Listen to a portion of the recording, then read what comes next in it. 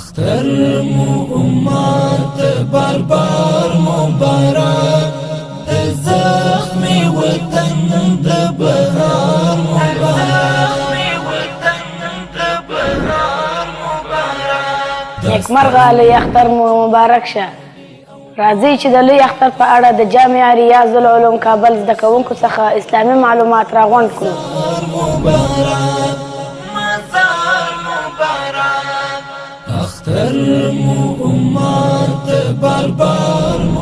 ولې موږ د لوی اختر ورځ لمانځو؟ د لوی اختر ورځ د حضرت ابراهیم علیه السلام د لوی قربانۍ سره تړاو لري. الله جل جلاله حضرت ابراهیم ته امر وکړ چې خپل زوی حضرت اسماعیل علیه السلام زما په لاره کې قربان کړه. کله چې حضرت ابراهیم علیه السلام دغه امر ته غاړه کېښوده او خپل زوی قربانۍ ته تیار کړ، نو الله جل جلاله دغه اخلاص ومنه او د حضرت اسماعیل پر ځای یو پس ورکړ چې قرباني شي.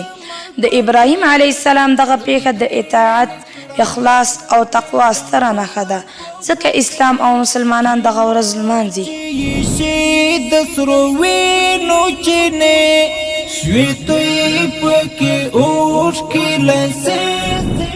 دومین عملی برتر در روزهای عید قربان چیست؟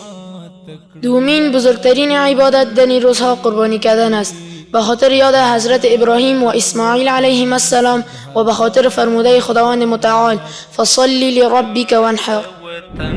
صد هزار مبارك اختر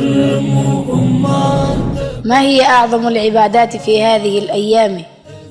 ومن أعظم العبادات في هذه الأيام الحج، وهو الركن الخامس للإسلام، وقال تعالى ولله على الناس حج البيت من استطاع إليه سبيلا.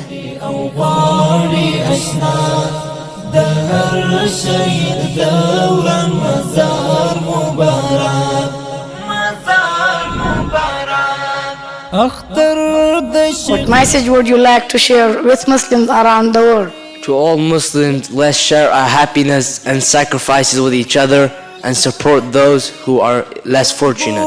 شيكن محمد عمر مجاهد دمولن بچا قلندر ستبريك فأورك أمير المؤمنين.